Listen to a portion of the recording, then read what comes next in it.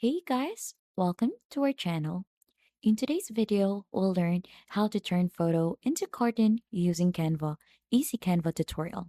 And for us to be able to begin, just go ahead and log in onto your account to get redirected here onto Canva's dashboard.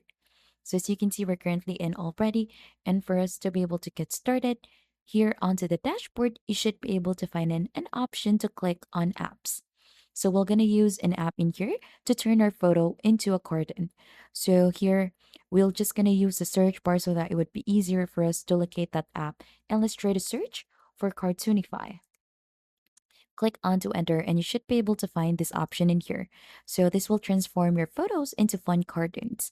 So you could use this in existing designs or use it in new design. So we'll use this onto new design and you could create your own size in here or just choosing the template that you want to use.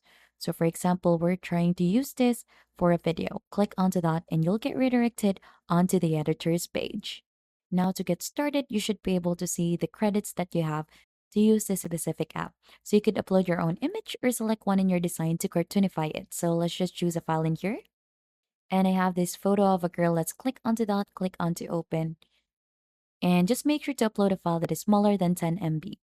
So let's try this one out. And as you can see, it is cartoonifying our image. We'll just need to wait for this one to be done. And as you can see, it has successfully uploaded the media to our library in here. And this is the finished version.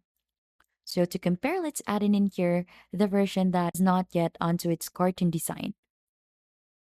And as you can see, this is the other photo that is not yet cartoonified. And you could actually really see the visible difference on both photos.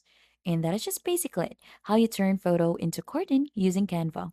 If you think this has been helpful, don't forget to hit the like, subscribe, and we'll see you on to our next video.